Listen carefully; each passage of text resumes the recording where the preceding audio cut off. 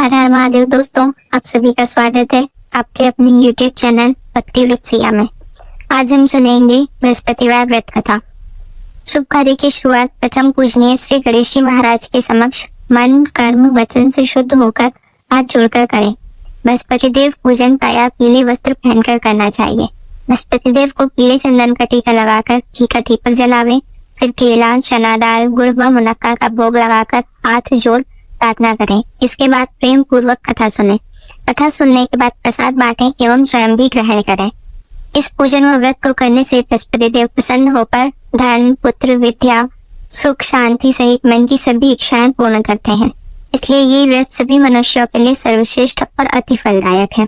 बृहस्पतिवार के दिन जो भी मनुष्य ये व्रत करें वे दिन में एक ही समय भोजन करें। भोजन चने की दाल आदि का करें, परंतु नमक नहीं खावें। तो शुरू करते हैं बृहस्पतिवार व्रत कथा। प्रेम से बोलिए बृहस्पति भगवान की जय, विष्णु भगवान की जय। एक समय एक बहुत प्रतापी और दानी राजा था। वह नित्य गरीबों और ब्राह्मणों की सहायता करता था। यह बात उसकी रानी को अच्छी नहीं लगती थी।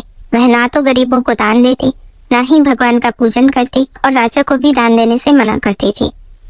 एक दिन राजा शिकार खेलने वन को गए हुए थे। उसी समय बृहस्पति देव साधु के रूप में भिक्षा के लिए द्वार पर आए और भिक्षा मांगी। रानी ने भिक्षा देने से इनकार कर दिया और कहा, हे साधु महाराज, मैं तो दान पुण्य से तंग आ गई हूँ। मेरे पति सारा धन लुटाते रहते हैं। मेरी इच्छा है कि हमारा सारा धन नष्ट हो जाए। साधु ने कहा, देवी तुम तो बड़ी विचित्र हो। धन वैभव तो सभी चाहते हैं। यदि तुम्हारे पास अधिक धन है तो भूखों को भोजन कराओ, प्यासों के लिए प्याऊ बनवाओ, धर्मशालाएं बनवाओ। जो निर्धन अपनी कुंवारी कन्याओं का विवाह नहीं कर सकते उनका विवाह करवाओ। ऐसे और कई काम हैं जिनको करने से तुम्हारे कुल का यश लोक परलोक में फैलेगा। परंतु रानी पर उपदेश का कोई प्रभाव न पड़ा। वह बोली, महाराज आप मुझे कुछ न समझ, मैं ऐसा धन नहीं चाहती जो हर जगह बांटती फिरूं।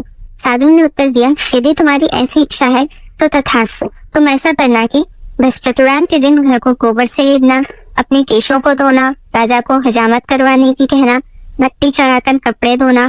ऐसा करने से तुम्हारा सारा धन नष्ट हो जाएगा। यह कहकर साधु महाराज वहां से अंतर्ध्यान हो गए। साधु के अनुसार कई बातों को पूरा करते हुए केवल 3 बृहस्पतिवार ही बीते थे कि राजा रानी की समस्त धन संपत्ति नष्ट हो गई और वह भोजन के लिए भी दोनों समय तरसने लगे। एक दिन राजा ने रानी से कहा, हे रानी, तुम यहीं रहो, मैं दूसरे देश को जाता हूँ, क्योंकि यहाँ पर सभी लोग मुझे जानते हैं, इसलिए मैं कोई छोटा कार्य नहीं कर सकता। ऐसा कहकर राजा परदेश चला गया। वहाँ जंगल से लकड़ी काट कर लाता और शहर में बेचता। इस तरह वह अपना जीवन व्यतीत करने लगा। एक बार जब रानी और दासी को 7 दिन तक बिना भोजन के रहना पड़ा तो रानी ने अपनी दासी से कहा, हे दासी, पास ही के नगर में मेरी बहन रहती है, वह बड़ी धनवान है, तो उसके पास जा और कुछ ले आ, ताकि थोड़ी बहुत गुजर बसर हो जाए। दासी रानी की बहन के पास गई। उस दिन गुरुवार था और रानी की बहन उस समय बृहस्पतिवार व्रत की कथा सुन रही थी। दासी ने रानी की बहन को अपनी रानी का उपदेश दिया, लेकिन रानी की बहन ने कोई उत्तर नहीं दिया। जब दासी को रानी की बहन से कोई उत्तर नहीं मिला तो वह बहुत दुखी हुई और क्रोध भी आया। दासी ने वापस आकर रानी को सारी बात बता दी। सुनकर रानी ने अपने भाग्य को कोसा। उधर रानी की बहन ने सोचा कि मेरी बहन की दासी आई थी, परंतु मैं उससे कुछ नहीं बोली तो वह बहुत दुखी हुई होगी। पूजन व कथा पूर्ण कर वह अपनी बहन के घर आई और कहने लगी, हे बहन, मैं बृहस्पतिवार का पूजन कर रही थी, तुम्हारी दासी मेरे घर आई थी, परंतु जब तक कथा होती है तब तक ना तो उठते हैं और ना ही बोलते हैं, इसलिए मैं नहीं बोली। कहो बहन, दासी क्यों आई थी? तब रानी बोली, बहन तुमसे क्या छुपाऊं, हमारे घर में खाने तक को अनाज नहीं है। ऐसा कहते कहते रानी की आंखें भर आई। उसने दासी समेत पिछले 7 दिनों से भूखे रहने की बात अपनी बहन को बताई। रानी की बहन बोली, सुनो बहन, भगवान बृहस्पति देव सबकी मनोकामना पूर्ण करते हैं। देखो शायद तुम्हारे घर में भी अनाज रखा हो। पहले तो रानी को विश्वास नहीं हुआ, पर बहन के आग्रह करने पर उसने अपनी दासी को अंदर भेजा तो उसे सचमुच अनाज से भरा एक घड़ा मिला। यह देखकर दासी को बड़ी हैरानी हुई। दासी रानी से कहने लगी, हे रानी, जब हमें भोजन नहीं मिलता था तो हम व्रत ही तो करते थे, इसलिए क्यों ना इनसे व्रत और कथा की विधि पूछ ली जाए, ताकि हम भी व्रत और कथा किया करेंगे। तब रानी ने अपनी बहन से बृहस्पतिवार के व्रत की पूरी विधि के बारे में पूछा। उसकी बहन ने बताया कि बृहस्पतिवार के दिन चने की दाल और मुनक्का से विष्णु भगवान का केले की जड़ में पूजन कर घी का दीपक जलाए, कथा सुनकर पीला भोजन ही करे, इससे बृहस्पति देव प्रसन्न होते हैं। इस तरह व्रत और पूजन विधि बताकर रानी की बहन अपने घर को लौट गई। 7 दिन के बाद जब गुरुवार आया तो रानी और दासी ने व्रत रखा। दासी घुड़साल में जाकर चना और गुड़ ले आई, फिर उनसे केले की जड़ में विष्णु भगवान का पूजन किया। अब पीला भोजन कहाँ से आए, इस बात को लेकर दोनों बहुत चिंतित थे। क्योंकि उन्होंने सच्ची श्रद्धा से व्रत रखा था, इसलिए बृहस्पति देव प्रसन्न होकर एक साधारण व्यक्ति का रूप धारण कर 2 थालों में सुंदर पीला भोजन दासी को दे गए। भोजन पाकर दासी प्रसन्न हुई, फिर रानी के साथ मिलकर भोजन ग्रहण किया। इसके बाद वे हर गुरुवार को व्रत और पूजन करने लगी। बृहस्पति भगवान की कृपा से उनके पास फिर से बहुत धन संपदा हो गई, परंतु रानी फिर से पहले की तरह आलस्य करने लगी। तब दासी बोली, देखो रानी, तुम पहले भी इसी प्रकार आलस्य करती थी। तुम्हें धन रखने में कष्ट होता था, इसलिए तुम्हारा सभी धन नष्ट हो गया। बड़ी मुसीबतों के बाद हमने यह धन पाया है, इसलिए तुम्हें दान पुण्य करना चाहिए, भूखे मनुष्यों को भोजन कराना चाहिए और धन को शुभ कार्यों में खर्च करना चाहिए, जिससे तुम्हारे कुल का यश बढ़ेगा, स्वर्ग की प्राप्ति होगी और पितृ प्रसन्न होंगे। दासी की बात सुनकर रानी अपना धन शुभ कार्यों में खर्च करने लगी, जिससे पूरे नगर में उसका यश फैलने लगा। एक दिन राजा दुखी होकर जंगल में एक पेड़ के नीचे बैठा था। वह अपनी दशा को याद करके व्याकुल होने लगा। बृहस्पतिवार का दिन था। एकाएक उसने देखा कि वन में एक साधु चले आ रहे हैं। साधु आकर बोले, हे लकड़हारे, इस सुनसान जंगल में तू क्यों चिंता में बैठा है? लकड़हारे ने दोनों हाथ जोड़कर प्रणाम किया और उत्तर दिया, महात्मा जी, आप तो सब कुछ जानते हैं, मैं क्या कहूँ। यह कहकर वह राजा रोने लगा और साधु को अपनी आत्मकथा सुनाई। साधु ने कहा, हे लकड़हारे, तुम किसी भी बात की चिंता मत करो। साधु ने कहा, तुम्हारी स्त्री ने बृहस्पति के दिन बृहस्पति भगवान का निरादर किया था, जिससे रुष्ट होकर उन्होंने तुम्हारी यह दशा कर दी। अब तुम मेरे कहने पर चलो तो तुम्हारे सभी कष्ट दूर हो जाएंगे और भगवान पहले से भी अधिक संपत्ति देंगे। तुम बृहस्पति के दिन कथा किया करो, 2 पैसे के चने व मुनाक्का लाकर उसका प्रसाद बना और शुद्ध जल के लोटे में गुड़ मिलाकर अमृत तैयार करो। कथा के पश्चात अपने परिवार और सुनने वाले प्रेमियों में अमृत और प्रसाद बांटकर स्वयं भी ग्रहण करो। ऐसा करने से भगवान तुम्हारी सभी मनोकामनाएं पूर्ण करेंगे। साधु के ऐसे वचन सुनकर लकड़हारा बोला, हे प्रभु, मुझे लकड़ी बेचकर इतना पैसा नहीं मिलता जिससे भोजन के उपरांत कुछ बचा सकूं। मैंने रात्रि में अपनी स्त्री को व्याकुल देखा है, मेरे पास कुछ भी नहीं जिससे मैं उसकी खबर मंगा सकूं। साधु ने कहा, हे लकड़हारे, तुम रोजाना की तरह लकड़ियां लेकर शहर को जाओ, तुमको रोज से दुगना धन प्राप्त होगा, जिससे तुम भोजन भी कर सकोगे और बृहस्पति देव की पूजा का सामान भी आ जाएगा। मैं तुम्हें बृहस्पति देव की कथा सुनाता हूँ। प्राचीन काल में एक ब्राह्मण रहता था। वह बहुत निर्धन था। उसकी स्त्री बहुत मलिनता के साथ रहती थी। वह ना तो प्रतिदिन स्नान करती और ना ही किसी देवता का पूजन करती थी। इससे ब्राह्मण देवता बड़े दुखी थे। कुछ समय पश्चात ब्राह्मण के घर एक सुंदर कन्या पैदा हुई। कन्या बड़ी होने पर प्रातः स्नान करके विष्णु भगवान का जाप और बृहस्पतिवार का पूजन एवं व्रत करने लगी। उसके पूजन पाठ को समाप्त करके पाठशाला जाती तो अपनी मुट्ठी में जौ भर के ले जाती और पाठशाला के मार्ग में डालती जाती। जब ये जौ सोने के हो जाते और स्कूल से लौटते समय वह उनको बीन कर ले आती। एक दिन वह बालिका सुख में उन सोने के जौ को फटक कर साफ कर रही थी तो उसके पिता ने देखा और कहा, हे बेटी, सोने के जौ के लिए सोने का सूप भी होना चाहिए। दूसरे दिन बृहस्पतिवार था। इस दिन कन्या ने व्रत रखा और बृहस्पति देव से प्रार्थना करके कहा, मैंने आपकी पूजा सच्चे मन से की है तो मेरे लिए सोने का सूप भी दे दो। बृहस्पति देव ने उसकी प्रार्थना स्वीकार कर ली। रोजाना की तरह वह कन्या जौ फैलाती हुई जाने लगी।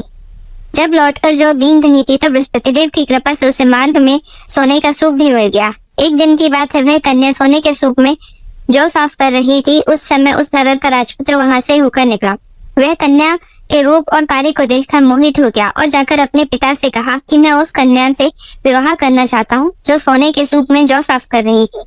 यह सुनकर राजा बोला कि मैं तेरा विवाह उसके साथ अवश्य ही करवा दूंगा। राजकुमार ने उस लड़की के घर का पता बतलाया। तब मंत्री उस कन्या के घर गए और ब्राह्मण देवता को सभी हाल बताया। ब्राह्मण देवता राजपुत्र के साथ अपनी कन्या का विवाह करने के लिए तैयार हो गए और विधि विधान से उस कन्या का विवाह हो गया।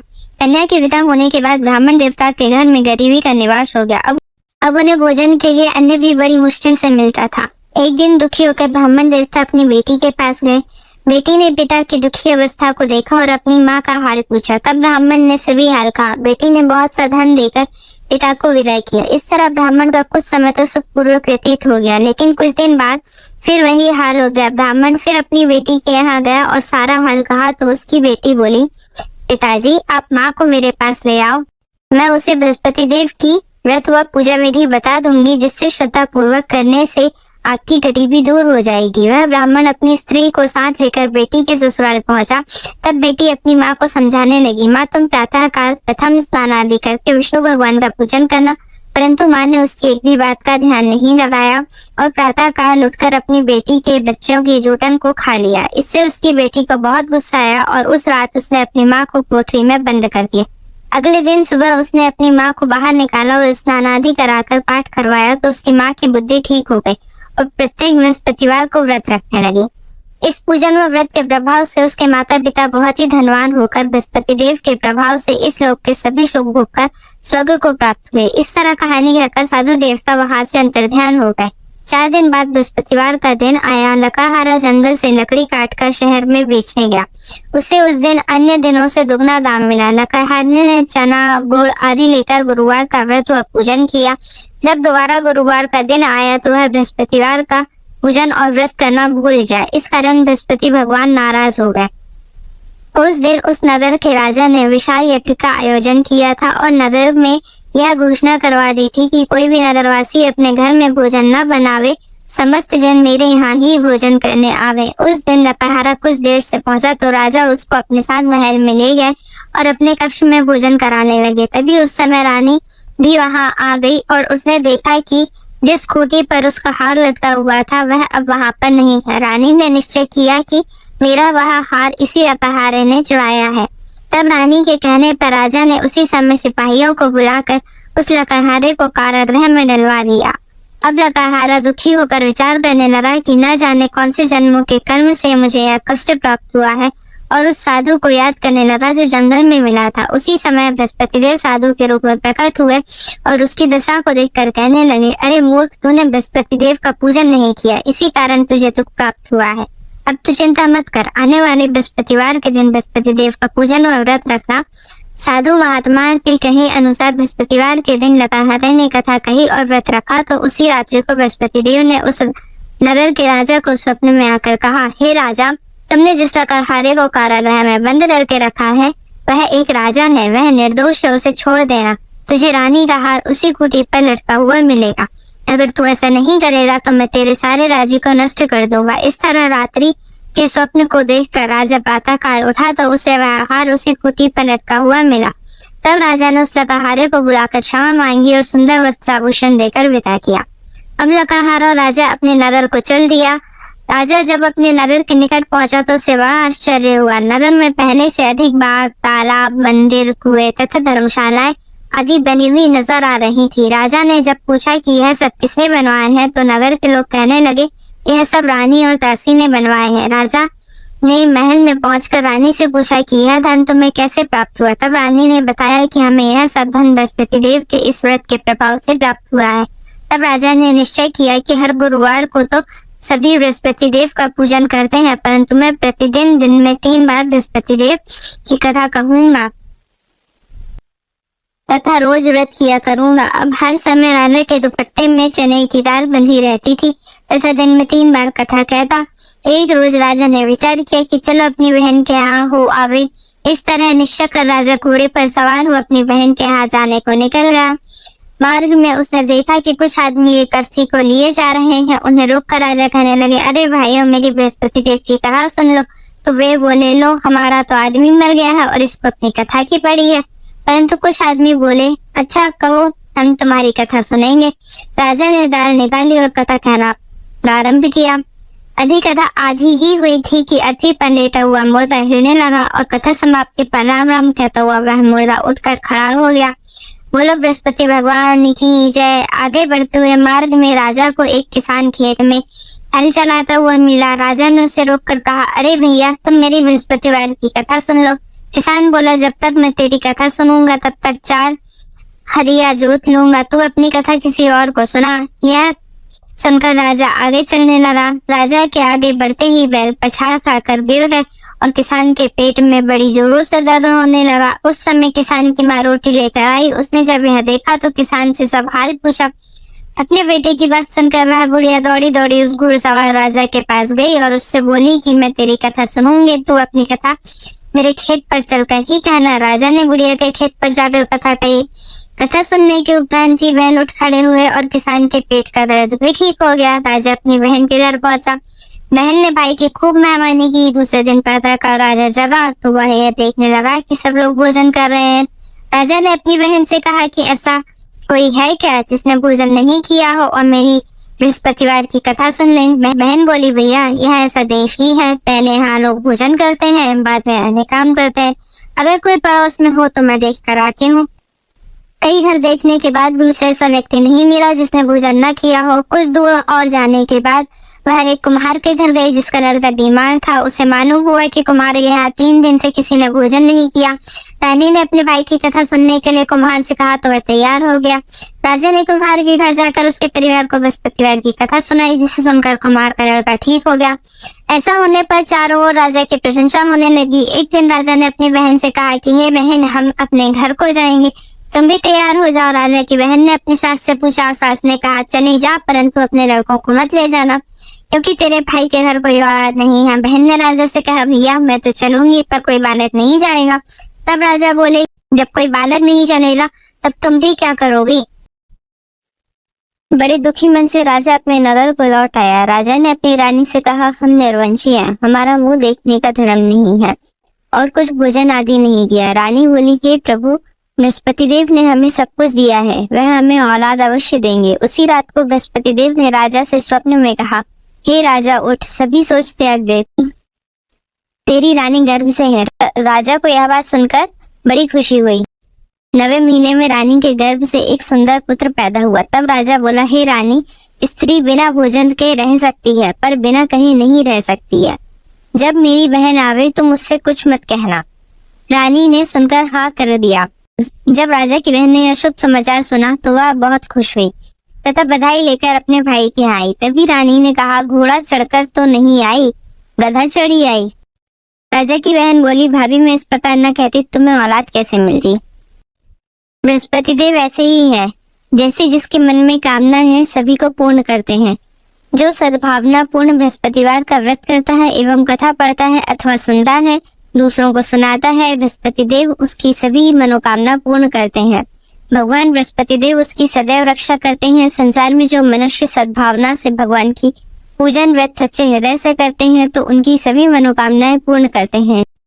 सच्ची भावना से राजा और रानी ने उनकी कथा का गुणगान किया तो उनकी सभी इच्छाएं पूर्ण हुई। जो सच्ची श्रद्धा से बृहस्पतिवार का पूजन करता है, दूसरों को कथा पढ़कर सुनाता है या सुनता है, तो बृहस्पति देव उनकी सभी मनोकामनाएं पूर्ण करते हैं, सदैव उसकी रक्षा करते हैं। कथा सुनने के बाद प्रसाद बांटना चाहिए एवं स्वयं को भी ग्रहण करना चाहिए।